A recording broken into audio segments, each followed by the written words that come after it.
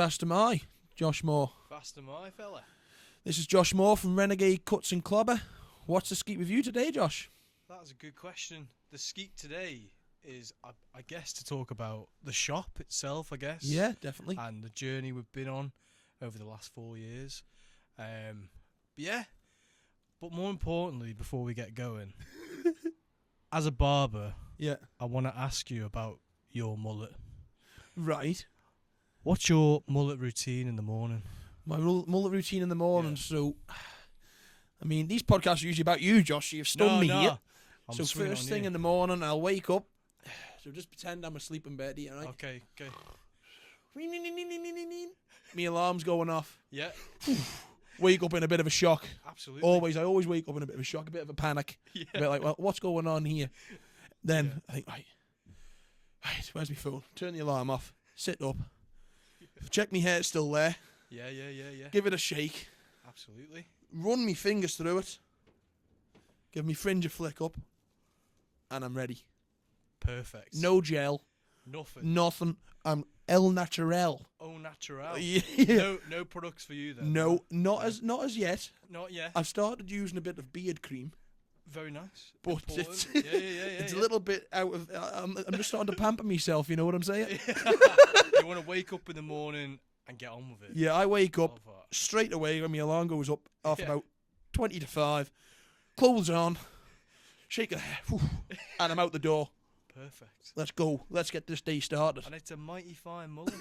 Thank you very much, it's Josh. Very nice. Do you cut many mullets? Are they sort of growing in popularity, do you think? I would say the mullet now has become very popular on the Isle of Man. Yeah. I mean, you know what the island's like. It takes about 10 years to catch up on trends.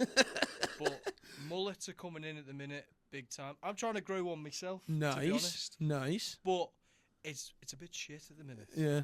Why is that? Short. It's short at the minute, but I'm going to grow it out, and I want it to be just like yours. You got to commit to the cause, eh? You've inspired me, man. Thank you very much, Josh. There we are, absolutely. What? So you do lots of mullets. Lots of mullets. Are they tricky to cut? They can be, depending on how long the hair is. But I do enjoy doing a mullet. Is it the process that you'd enjoy? Yeah, I like. Obviously, you fade the sides in here. Yeah. But you can do many types of mullets now. Right. So it's not. You can do here. You can do the little burst one round here. Yeah. You can do lots of texture in the hair. Short mullets. You can do. There's lots you can do with them. So what would be your favourite haircut to cut then? You must go. How many do you do a day? Actually, how many haircuts do you do a day? I probably do about 12 haircuts a day. Right. So you have on average. On average. A good day. On a good day, I'll do about 12. Nice. Yeah. So I'm doing about 12 haircuts a day. That's from like skin fades, which is obviously still very popular still. Mm-hmm. But lots of people are getting the burst fades now. Lots of people are getting like scissor cuts. Longer hair is definitely coming back into fashion. Interesting. Definitely. Obviously, one thing I have noticed recently is the mod cut is coming back into fashion. Explain that a little bit. Liam Gallagher. Do you know the Liam Gallagher haircut? Yeah. Obviously, they're coming back this year, aren't they? Why do you think that is? Probably because of that, I think. Oasis coming back. People are starting to feel that 90s vibe again. 100%. And obviously, with the vintage shop as well. Yeah. Right. It has that vibe about it. Is it 90s based, you say, the vintage sort of store? Well, at the minute, with the vintage side in the shop, it's a lot of like graphic t-shirts, your Levi jeans, Carhartt, all that sort of stuff. But I'd say 90s fashion is definitely back in fashion. Yeah. Lots of like old schooly football shirts and like the sort of tracksuit sort of vibe as well. You could do lots with it. People wear a lot of baggy jeans lately, I've noticed. Like baggy jeans? Real baggy jeans. I've always liked your bootcut jeans, but people are going for like proper straight leg baggy jeans now. Is that 90s themed? That's definitely. I think that's a lot to do with the workwear movement, especially with the Carhartt brands and stuff. Dickies. Yeah. All that sort of stuff. The sort of wide leg thing is definitely coming back round. Yeah. I mean, perfect for your shop, isn't it? Oh yeah, definitely. Perfect, because you guys must sort of. Is that probably getting popular and popular as it's sort of coming back in? Yeah, massively. And is that what made your business grow, sort of thing, over the last? I would say how many years? I mean, we started in May 2021. Yeah. We started off as a pop-up event, at a car boot sale in 2021, and I basically was sort of born out of COVID and stuff like that. So it was an idea I had during COVID. I was a bit directionless, and I started basically just selling secondhand clothing. Okay. On the vintage side of clothing. Yeah. And then, as a bit of a tester, we went up to the car boot sale up at do you know Laser Blast? Yeah. There was a big car boot sale there where we did our first ever event. Interesting. So we had like 4 rails of stock with a selection of stuff, very basic stuff like leather jackets, denim jackets, and stuff like that. And then we ended up, people really liked it. We sold out from that event, which was good. Sweet. And then we went on to do the Manx Games in Castletown. Then we did Timwood Day. And then by that point, people were saying we should get a shop. And then that's when we decided to go into the Tower House. Yeah. So that was July 2021. Okay, so how was it? But we'll just stop you there. Go on. Doing these pop-up events and all, Yeah.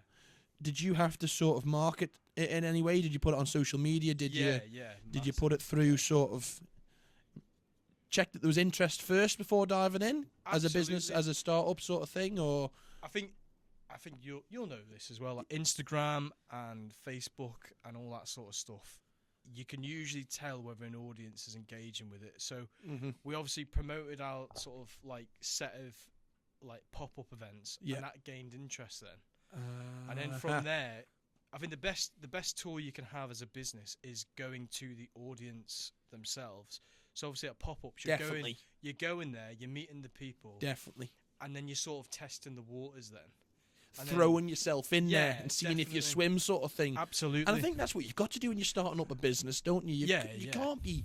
Were you worried at the time? Did you have any sort of nerves or... a bit like, 100%, ooh, is this the right sort of steps? Is this the sort of process I want to be going in? Absolutely. I mean, when you do the pop-up events, when I initially started doing them, it's so different for the island, isn't it? Yeah. Like, it's a different type of clothing. So it's like, it is out there, it is different, it's quirky.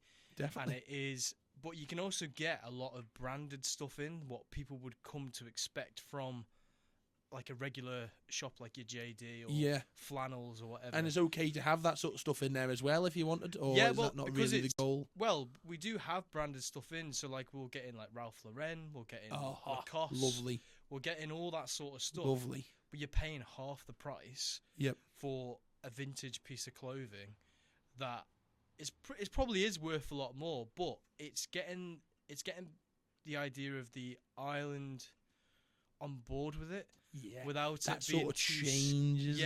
Without it being too scary or off-putting. Yeah, because you could do a lot with vintage styling. I can imagine, because it's quite, like you say, quirky. It's out there. So the pop-up events were successful. Yeah, is what you're trying to say. Very successful. Yeah, so from there, then where did that process take you there? So then, by that point, we'd had enough money to open up our first shop in the Tower House. Right. So we were in the Tower House for about 3 years. So it was lots of people were like, why are you going in the Tower House? Because it was, I get that it's out of the way. It's not in the main high street. Correct. But it was affordable rent in the centre of Douglas. And again, going back to social media, if you market it properly and you do something that's good, people will come. And was that the case? It was the case. So, like, because we marketed it and we were doing something that was different, I know that it's not everyone's cup of tea. But that's okay. But the people that do appreciate it would go out of their way to find us. And then from there, we started off again with the basics, and then over time we just developed it and developed it and developed it. Yeah. And then so interesting. You developed it and developed and developed it. So then when did the development of barbering come into the scene? That's a good question. So when I was younger, I really wanted to be an actor. Okay. So before COVID, I wanted to be an actor. So I was doing shows at the Gaiety. I was going away doing shows and stuff. And obviously when COVID happened, it kind of made me take a step back from it. And obviously at the time, loads of actors were losing their jobs. There was nothing going on there. But so I basically, that's how sort of Renegade came to be. But when I was younger, I'd always had the idea of becoming a barber. Yeah. But I didn't know how to go about it. Do you know what I mean? It wasn't sort of on your mind constantly because you sort of were concentrating on the acting side of things. Yeah. And then when COVID happened, that's kind your of mind where, cleared and you thought, hang on, maybe this is the route for me. Definitely. And it's a skill. It's like any trade. It's a skill that you can learn and develop. And it's about what you put into it, sort of thing. And is that a lot of time that you put into it? Massively, yeah. I mean, I was working... So when I started Renegade, we were just doing the clothing side. But I was working at bar jobs in the evening. I was working at the Masonic Hall. I was working part-time jobs in the morning, doing deliveries and stuff. And I saved up with the support of my mum and dad as well. Yeah. And I signed on to do the London School of Barbering at Manchester then. So I went over to Manchester in 23. So April 2023 is when I went over to do my training. And that's a NVQ level 2 and 3 in barbering. And it was brilliant. It was the best thing I've ever done. Really? I had 2 brilliant teachers there, Ash Lounsborough and Liam Hogan. And they obviously showed me the ropes. I got quite lucky, really, because when I was at the London School of Barbering, it was me and one other person. So usually in a class, there's about 10 people. Yeah. But I got really lucky where it was just me and one other person. So we got a lot of one-on-one time and stuff. And I built up that rapport with my teachers. Confidence as well. Yeah, definitely. Because it'll be all confidence-based cutting hair. Because people will, if someone cuts your hair, someone cuts someone's hair wrong, you'll know yourself from when you were young. If someone gave you a bad trim, you're like, oh shit. Yeah. But to be fair, the difference between a good and a bad haircut's 2 weeks, isn't it? Yeah, exactly. It'll grow out. So when you're practicing, perfect. It's great. Well, then if you're selling your trade, exactly, you need to be confident in what you're doing. And it's like when we were doing our training, we start off on mannequin heads, doing a long haircut, a round layer and a square layer is what they call it. And then from there, you get put on to real people straight away. Oof. So you cover the basics of scissor work, clipper work, and then you're straight on to real people. And I think that's brilliant because it makes you're not thinking about it then, you're just doing it. You're going through the motions, you're asking questions. I had quite a great friendship with my teachers, so I would say to them, do you mind if I stay behind at the end of the class and watch what you're doing? And you have to do that extra work to be keen. Keen. If you're not keen, you're kind of wasting your time, I think. With on a barbering scale, because it's something that takes a lot, like you say, a lot of Absolutely. intricate movements, isn't it? And is that sort of, would you say the barbering grew faster than the shop at one point, or is it? I think so, yeah. I think there's always, at the end of the day, everyone needs a haircut. Do you know what I mean? Yeah, so,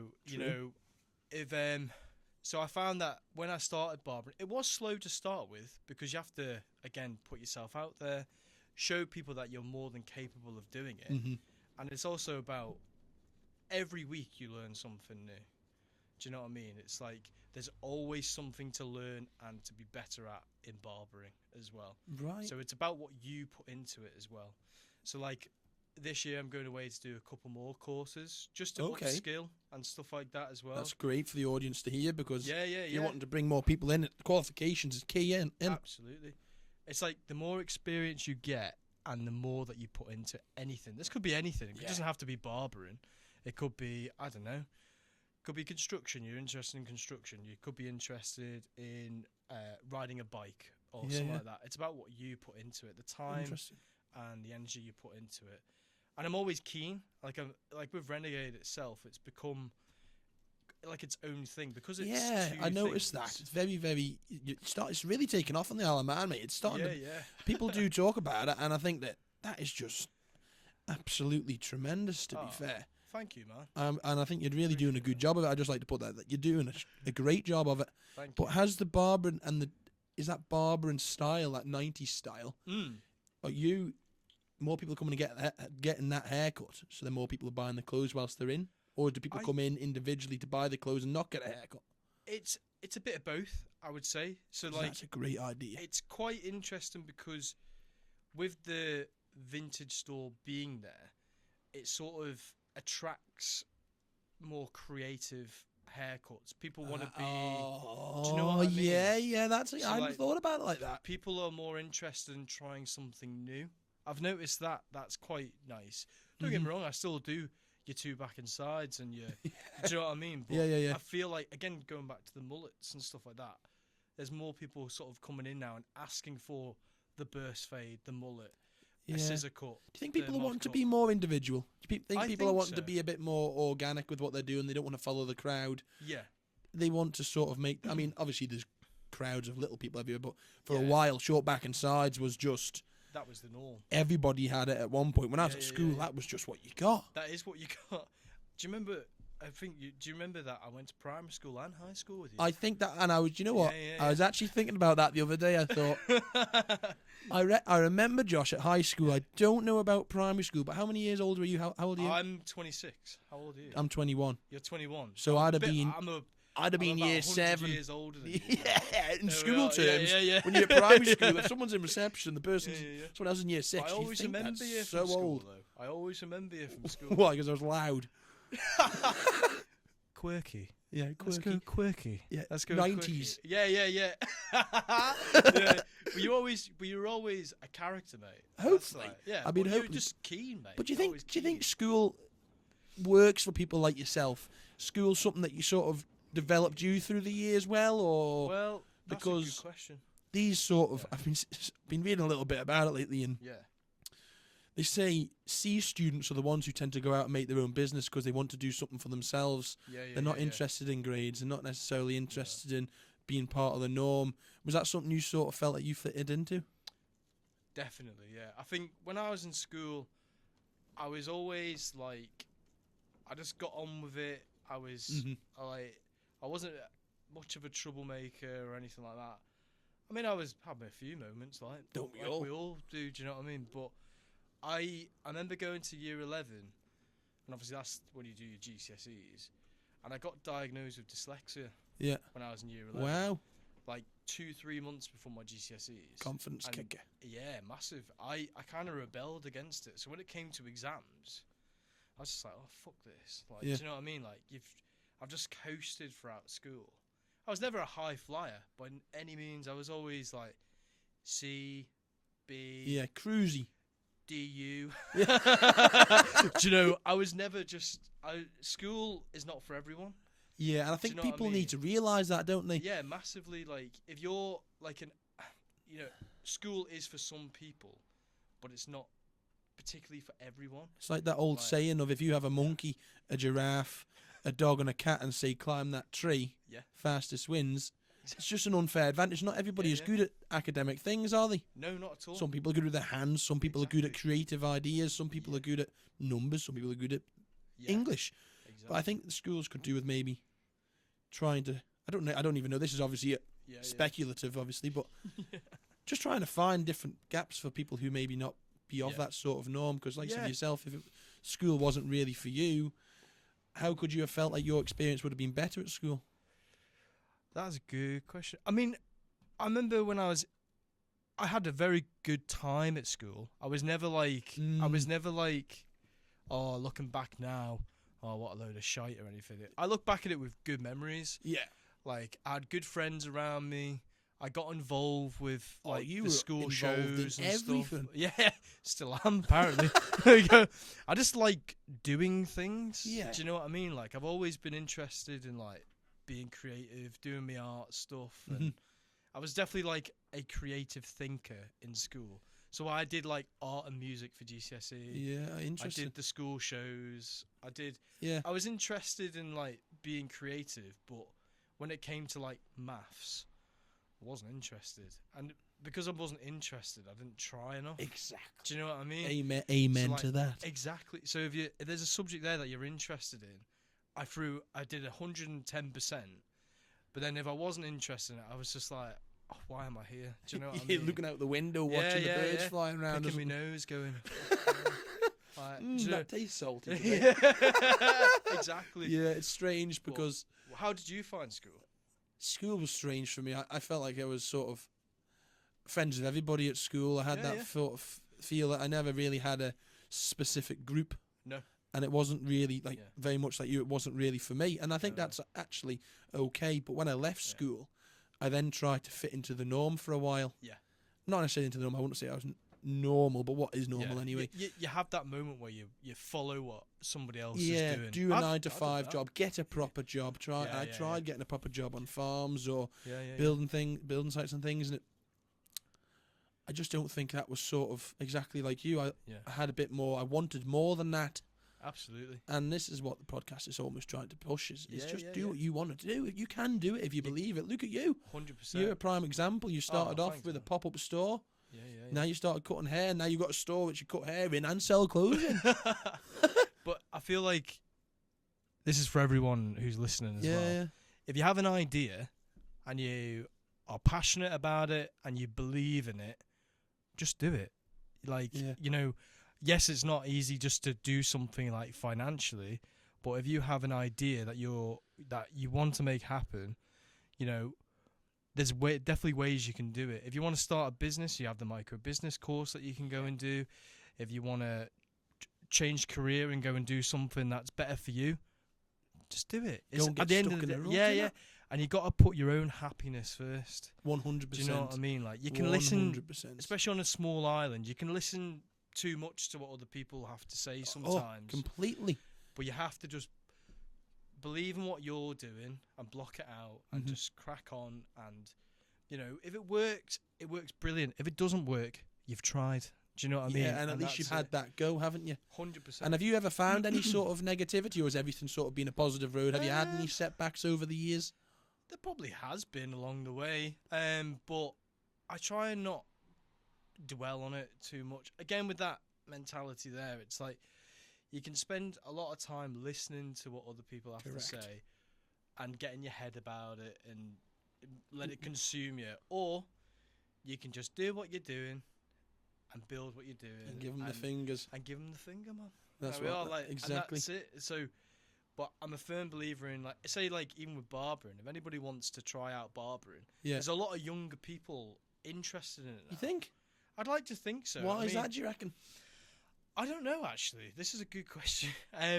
I've noticed definitely there's a lot more younger people at the college course now, or doing, going away to do courses and stuff like that, and they want to try their own thing, or they're cutting their mate's hair at home, or there's a lot more.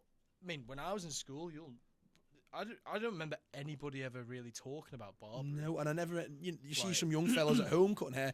No one in my year, no one in the year below, no one the year above, ever offered to go. You want a haircut? Nah. No. It was sort of gay in a sense. When I was at school, everyone was like, right, you're going to be a barber? Yeah. What do you mean? But then I was up at the college on Wednesday. I went up and a young lad asked me to cut the mullet for his exam course. Who was that? His name was Joe Price. His name was. I know Joe. Good lad, Joe. Nice fella. And I couldn't believe the amount of blokes that were up there. Yeah. I couldn't believe it, and it was really good to see because, like I say, when I was at school, it was a bit like. What are you doing that for? That's not what men do. Yeah, of course. Girls cut hair. Right. Yeah. You didn't think of it as a career then. Exactly, but I'm not against it. 100% not against it. And it was so good to see young lads who were passionate about cutting hair. They were all cutting each other's hair. Absolutely. It was a good environment. There's a couple of young lads who are doing it now as well. Again, could be worthwhile getting them on the podcast 100%. as well. Is it Daniel Davidson out in Peel there? Yeah. He's got his garage barber shop. You've got Connor, young lad who's in Castletown. Yeah. True Fades and stuff like that. Yeah, but they're nice young shops, aren't they? Good on them. Do you support opposition 100%? I think that's 100%. So important, Josh. That's such a positive attitude to have. There's loads of people doing their own things now as well. Like there's Jordan Kirk who's got what's it called? Fade in barbering. You've got other lads who were at the course when I was there who were doing it as well. You got people at Barber Lounge. You got Kirsty Walsh who was there when I did it. There's so many people. I know Kirsty, yeah. So many people doing it now. Do you know what I mean? And do you reckon that sort of saps some of the market? Or do you think you have your market? Have you seen it grow? Like I think you said to me that you've got a couple of people working for you now. Am I right or am I wrong? I've got my mum who works with me now. Nice. Which is I'd love to talk about. Please dig into your mum and how she's sort of guided you through life. And my mum was probably the biggest reason why I did Renegade in the first place. Yeah. Because she really pushed me into doing my own thing, and she's been like a big supporter of Renegade since day one. Like if we do pop-ups, she's always keen to get involved and stuff like that. She's always helped, and I love that. Me and my mum have a great relationship. Sorry, excuse me. That's all right. Have a swig of water there. Boy. Dry throat on you. Oh, that's a big mug, that. Mug? What's it called? A casket? Strong man mug. Yeah. I love it. But yeah. Sorry, my mum. Yeah. So my mum, Diane. We love Di. She's a legend. Nice. Yeah. She's just as much a part of the DNA of Renegade, probably more than me. Do you know what I mean? She's always there. Even when we started off doing the pop-ups, you know, she'd help me set up and stuff like that. You know, she'd come in on her days off because my mum's a full-time carer. Okay. So she works full-time as a carer in the week. Right. And then, but she's always been there to support what I'm doing and stuff like that. And we, you know, and she turned around to me. So when I did my barbering in 2023, she turned around to me one day and she was like, I would absolutely love to do barbering. I was like, well, why not? Do you know what I mean? So she signed on to do the college course, and she went on to go and pass her qualifications. She went and did a week in Manchester as well. Quality. And I was like, at the age of 56.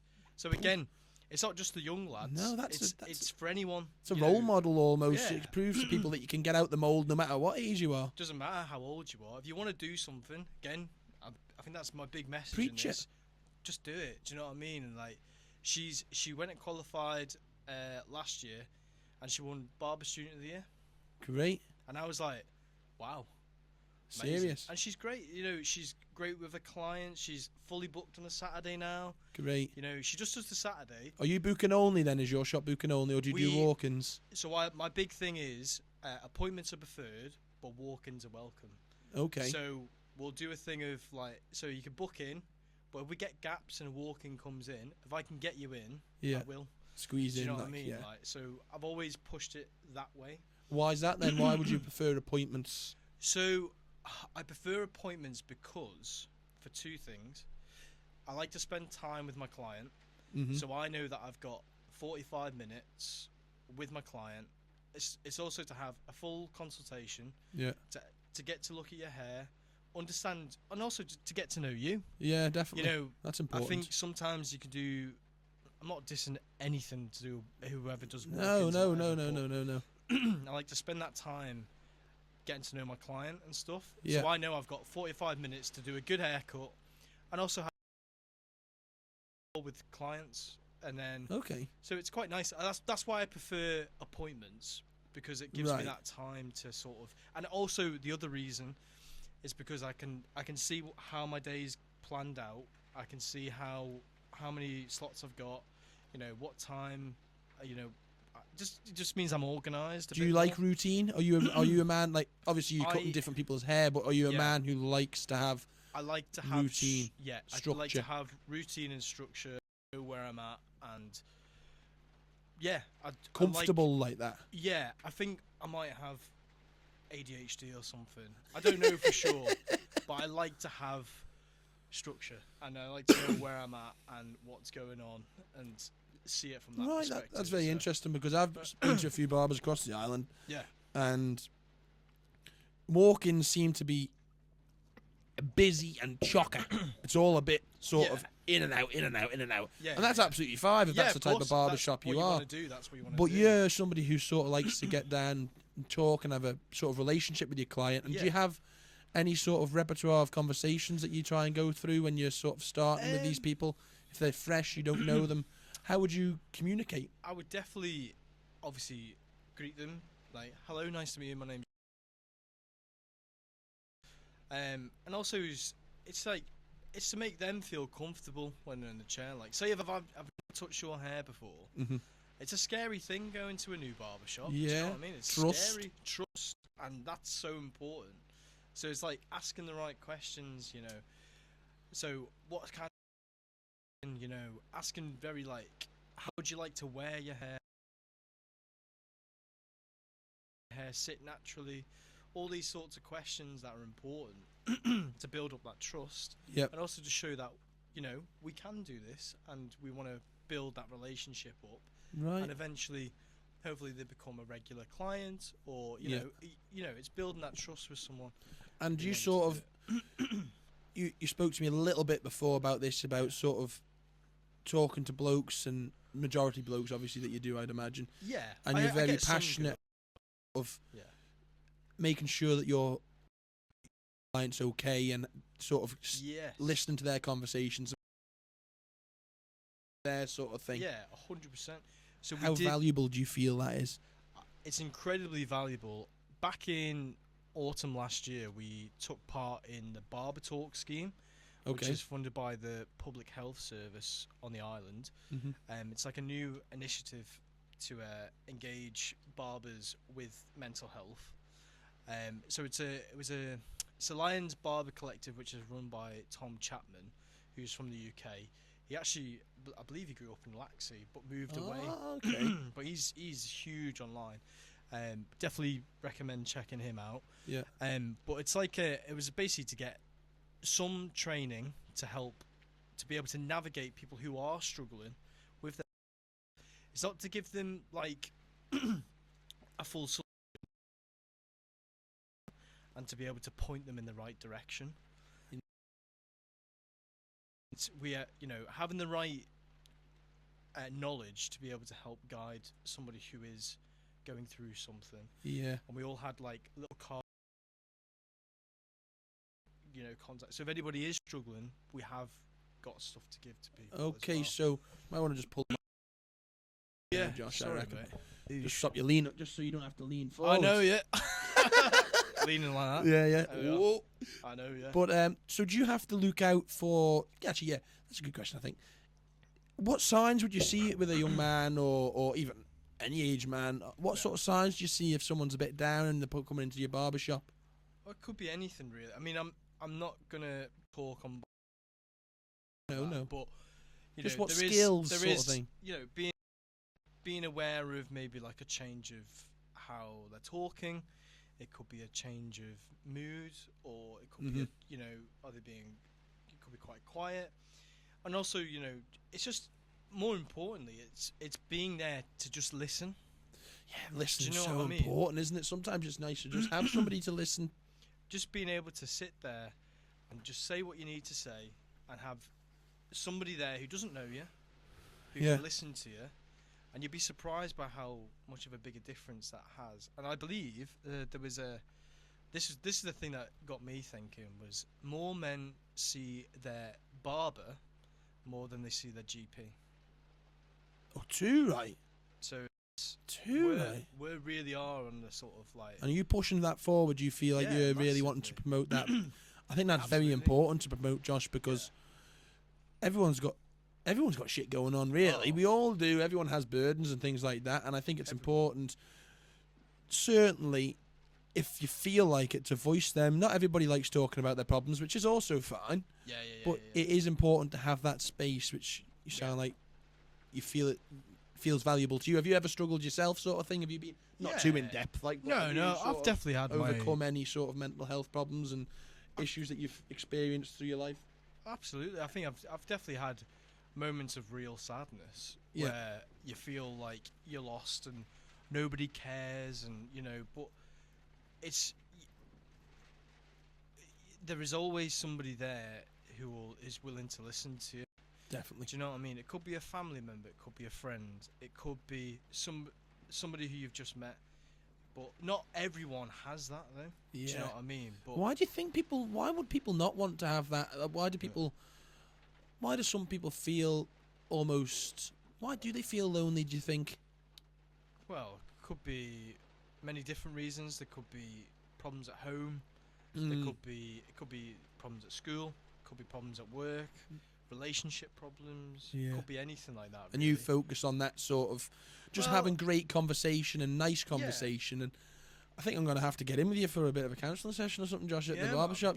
Come and have a. Let me trim that mullet for you. You better watch it. You don't cut the bugger off. I'll be gentle. But it's just caress it nicely like that. Just nice, run your fingers through it. It's tempting me already. Yeah.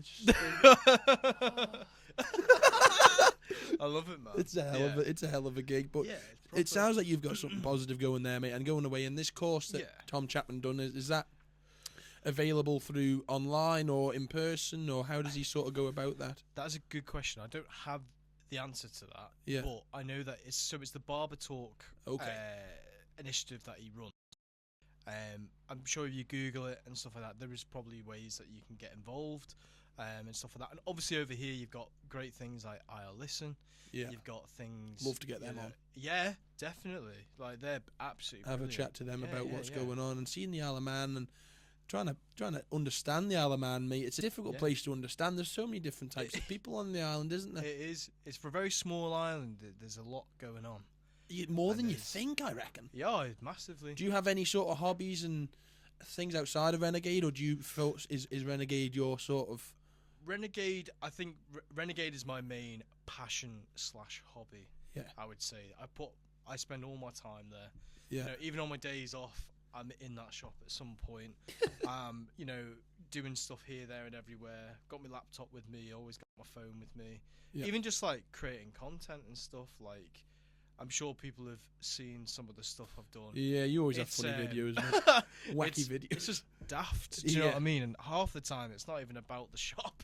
It's just me being a tit. Yeah. Do you know what I mean? But it's just to make it like fun. Do you know what I mean? Yeah, definitely. Like, give people a giggle. Yeah, man. It's just like, especially over here, you know, there's some things that can be quite serious and regimented and stuff like that. And it's like, yeah, that's okay. But I like to look at stuff and that makes me laugh. That's why I love your videos. Thanks, bud. On TikTok, you're blowing up there, fella. I mean, I don't like to talk about my TikTok too much because it's a crazy time for me. I wouldn't even know how to use the app. I just put videos on there. Well, that's what I do. Exactly, you know what I mean? And I feel like people don't be scared to just show who you are. I get all sorts of stick from me mates. Don't get me wrong. Yeah. We all do, don't we? Yeah, I know that my videos again aren't everyone's cup of tea, but it makes me laugh. Yeah, so you laugh at yourself. Yeah. So I hope it makes you laugh. Do you know what I mean? Sometimes you just think, how can I be so stupid to put that on there? It's like it just makes people excited to hopefully, you know, come into store and you know, it shows off my personality. Yeah. Without it being too off-putting or, you know, I'm just being me. Sometimes, you know what I mean? Like, that's it. Well, you can only be you at the end of the day. Exactly. Can't be anything more. But sometimes seeing those videos, it makes people feel a bit more confident going into it. Absolutely. You know, I know Josh off his videos. Yeah. He's an alright. He's got a good sense of humour. Good laugh. Yeah. I'll go in and see him. See if he's as stupid as he looks on his videos. And the answer is yes. There we are. So, but like, it's you want to create like a community around what you're doing. Do you know what I mean? It's like, I don't want it to just be a clothes shop and a barber shop. I want it to have that. The biggest thing that I'm most proud of with Renegade is definitely that sense of community around it. You know, and you know, people come in. Sometimes people don't even come in for a haircut or to buy clothing. They just want to say hi and just have a chat. Do you know what I mean? Like, more than come and say hello. Do you know what I mean? Like, it's have a yarn. You know, there's chairs there for a reason. If you want to come and chill out for a bit and have a brew, come sit down. Do you know what I mean? Like, I'm more than happy to do that. Do you know what I mean? Yeah. So where do you see sort of Renegade going? Have you got like a 5-10 year plan? What sort of developments are you thinking? Just trying to see. Have you got any sort of, you know, cheeky little routes that you're thinking of going down? Anything coming up? I'm gonna take over the Strand Shopping Centre. No, I'm not really. But I'd like to just continue what I'm doing, really. Yeah. I think we're on a good run at the minute. You know, obviously it is quite sad at the minute seeing a lot of other businesses close down. Yeah, definitely. Which is always sad. But you know, I think continuing what we're doing is my main focus. You know, just trying to do stuff that's different, being able to expose the island to what you can do with styling, whether that's a haircut or your clothing or anything like that. Mainly just maintain what we're doing and progressing it that way. And also knowledge and learning and everything else comes with that as well. Going away and doing little courses, going away for the clothing side. You know, there's so much that goes into Renegade behind the scenes that people don't see. I'm always trying to improve it and make it better. I think the day that I stop doing that, we close the doors. Yeah, the success stops. I just think to myself there, have you ever thought of making your own sort of 90s brand? My own 90s brand. Have you ever saw this sort of Renegade style? Yeah. What would you call the style? Sorry. Like alternative clothing. Yeah. Well, have you ever thought of making like a little style. Renegade vintage sort of brand? Well, I like the idea of we have had T-shirts in the past done. Yeah. With like the Renegade logo on it and stuff like that. But I like the idea of maybe doing like a nice graphic T-shirt, maybe. Yeah. You know, I something think that we would go can well. offer. One of my good friends, Neen Hill, he does a lot of designing stuff. So I'd like to sit down with him one day and maybe put some pen to paper. I think that would be interesting, mate, because having them up in there in your shop that you're selling, people, it's another way of marketing, really. Yeah, definitely. And the way clothing is at the moment, it doesn't take much for a brand to just all of a sudden go boom and take off, is it? The next Stone Island. Yeah. Big time. Get the badge in. Get the badge in. Get the slags in. Yeah, no, yeah. Dear. But you never know where it ends up, do you? No. That's the thing with something like what you're doing. You don't know. 5 years down the road, you could just be flying. Maybe, yeah. Who knows? I like the idea of keeping it quite small. Yeah. If that makes sense. Not too big. I don't want it to, like, it sounds stupid. No, it doesn't sound Until stupid. the opportunity comes my way, I'll probably think otherwise. But, you know, I just like doing what I'm doing. Content, like, almost. I'm very content. I like life. that, mate. I like that. Content's so key in some ways because people always want more. Do you ever find that? People want the striving. Like unrealistic sometimes. I felt that a little bit myself at times. It felt, but I think that's good though. Yeah, it is good. It'd be nice to just be able to get to that place where you've been working so hard to and be like, get in there. But by that point, sometimes a bit like already on the next thing. When I've got there, I'm just like. So what's your like future goals then? What's your future goals is a tough one for me. I mean, obviously, me and Herb are doing this. It's very much. Hello, Herb. The tech geek. He's trying to do this together. I don't know. It's try not to talk too much about the podcast when we're doing these. When we're doing the podcast, exactly. It's all about the guest, and I try and make it up. But my little goals, I've got try and work at this. Really, this is my sort of passion at the moment. It's something I like doing, talking to people. Yeah, it's brilliant. And I'm very, very interested on the Isle of Man. Yeah. Just love the Manx place. Is the hills you are. I just love the place, mate. I just love it. And if I can get people like yourself, other business owners, just general Manx folk who've got good stories to tell, I'll be happy as a pig in shit. Lovely. There we are. Yeah, exactly. And it's sort of speaking to people like you inspires me in a sense because I'm just starting off, and you've been through this sort of phase, so I'm almost getting something positive off talking to people like yourself and other folk who've had on who will be released soon. So have you got quite the list of guests? I've got a list of people who I'd like. Okay. What do you call it? An inspo list. Have you reached out to them already? I've reached out to a few people. Have you had any no's yet? I've had people who say they're busy at the moment. Okay, and we'll think about it in the future. But I'm glad you did not do that because young people on here is what we want. Yeah. Do you feel like young people on the island are starting to realise about starting up their own sort of? I'd like to think next generation coming through, starting their own brands and things up. 100%. I'd like to think that there's a lot of young people out there now that are keen to stay on the island as well. Because I think a lot of people want to go off. They go off to university and they stay away then. Yeah. But I think the Isle of Man is a brilliant place. You know, it's our home. What do you think makes it different, Josh? What do you think makes it different? The Isle of Man. Why do we call it home? Because I'm attached to the place. I'll travel around the world, but I'm attached to it. But what makes it different, do you think? I mean, I've stayed here my whole life, and I think I'll stay here forevermore. Yeah. But I love the island. There's always something to do. It's beautiful here. The scenery is amazing. You got the fresh air. You've got the sea air. You've got what more could you want? You've got brilliant little local businesses here. You've got a really tight knit community. You know, there's an occasional knobhead sometimes, but apart from that, it's all right. Yeah. Do you know what I mean? Like, and the weather. Well, it's shite. Yeah, well, especially at the minute.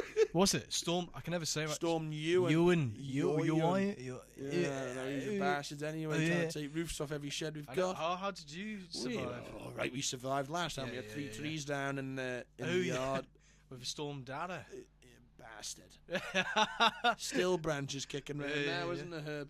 It's a nightmare, but I don't know. I just try and try and talk about the Isle of Man sometimes at the back end of these episodes. And what's dear to you about the place? Obviously, what makes it different is a good sort of starting point. But what makes it dear to you? What experience have you had here? Memorable experiences that you've had here that have sort of stuck in your brain? I think for me, it's the people of the island, really. Right. For me, the people and the community here is what makes home what it is. Mm-hmm. You know, I've come from quite a big family over here. Oh, okay. You know, where there's a lot of us, and I think we're all scattered all over the island. But that sense of family and home and friends and community is what I love the most about the island. I also like hiking and going out and camping, and I don't know, like you can go out at the weekend. I've got a little van, and I can go anywhere on this island, pull up for the night, you know, get my bed out, and you know, wake up in the morning next to the sea, chilling. What a beautiful place. Would you go in the sea in the cold or not? I've been partial to a sea dip. Yeah, Speedo's on. Oh yeah. Yeah. Or nothing. Well. Oh, nothing. Do you know what I mean? Yeah, whatever takes your fancy, Josh, you know. Whatever. So, yeah, sea dipping's, I mean, there's a lot of people into it now. Huge, isn't it? Huge. It's huge. I've not quite got to that level yet. No, neither. But I'd like the idea of it. Dipping in the sea. Yeah. Hopping in the sauna. Yeah. We've got port air in now. Yeah, dipping in the sea, hopping in the sauna. It's huge. It's huge on the island at the moment. I believe it's really good for you, isn't it? It's meant to be dead good to release endorphins and things like that, but I'm no scientist, so don't quote me on that. But as you could tell, I'm a fitness freak, me.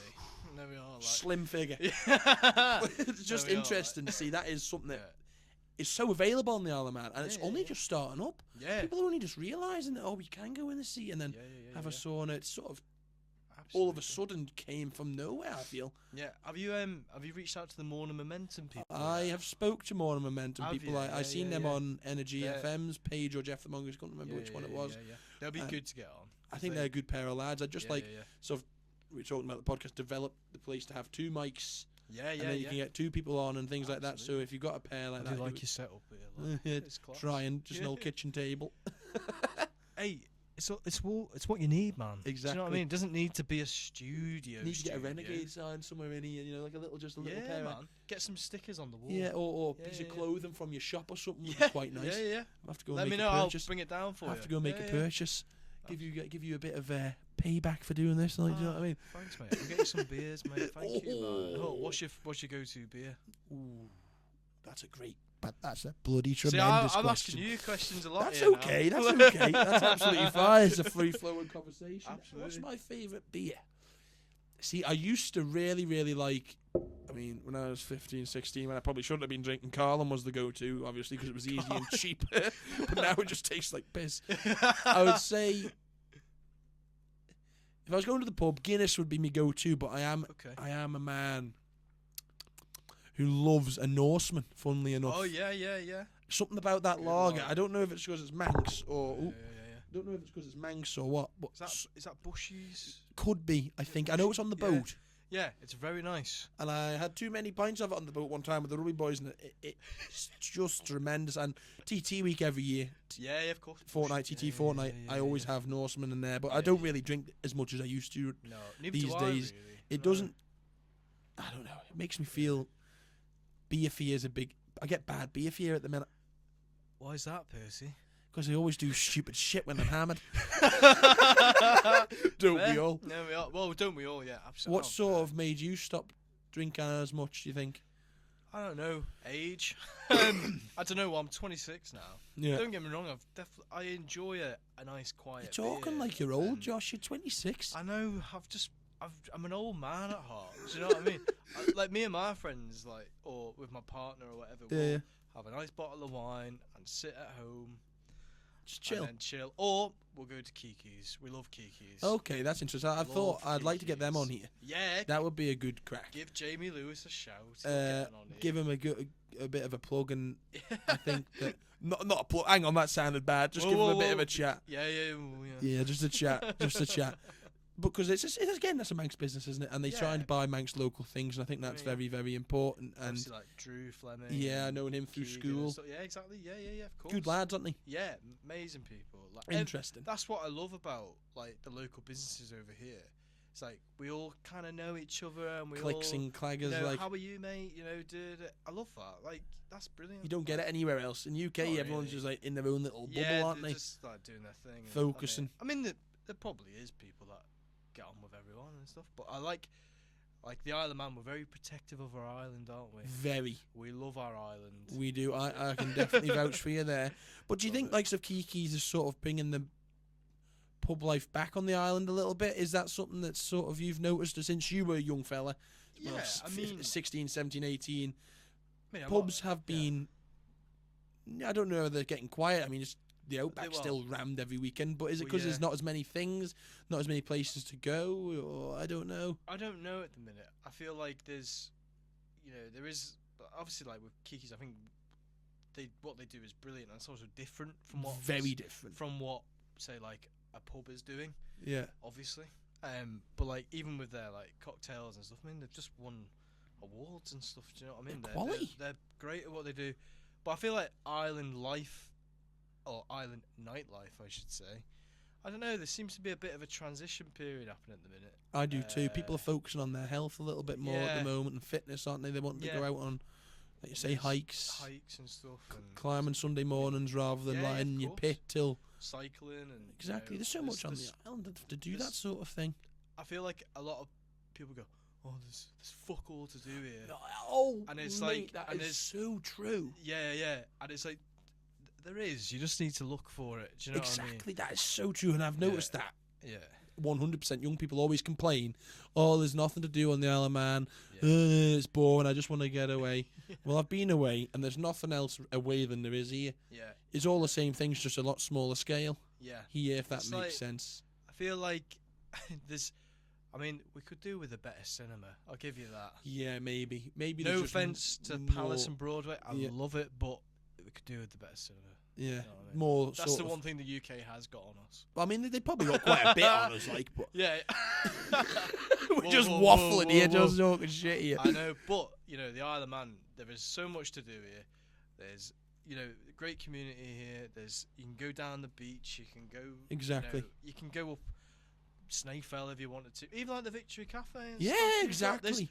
There's fucking loads of stuff you can do. 100%, and that sort of leads me on well. Loads of businesses here. Like, well, I mean, we're going to all use them all. But it's good though. Do you know what I mean? Get them all on here. Exactly. Well, have a good yarn. Yeah, absolutely. And that leads me on well. Actually, sorry to interrupt you there. That leads me on well because I feel like when people say, "Oh, there's nothing to do. There's nothing here," they need to sort of back up their thing. So if there's nothing to do, what do you want? Yeah. So that leads me into sort of the final question that I propose to everybody who comes on here. Yeah. Excuse me, hang on here. Oh God, that was bad timing. I always propose a question of if you could change or improve one thing on the Isle of Man, what would it be? Take a second to have a think whilst I have a sip of water here. Oh. Dear me. These are some big questions, That's the final. That's sort of, I ask everybody this, and I don't tell anyone beforehand. I just want to sort of organically find out what you guys, business owners, interesting people, what sort of things are you looking for on the Isle of Man? I'd say probably more support from maybe the government, maybe. Mm-hmm. That's like a general thing. Yeah. It's a good point. It's a good point. I mean, elaborate on it if you're going to make that. If you're going to make that point.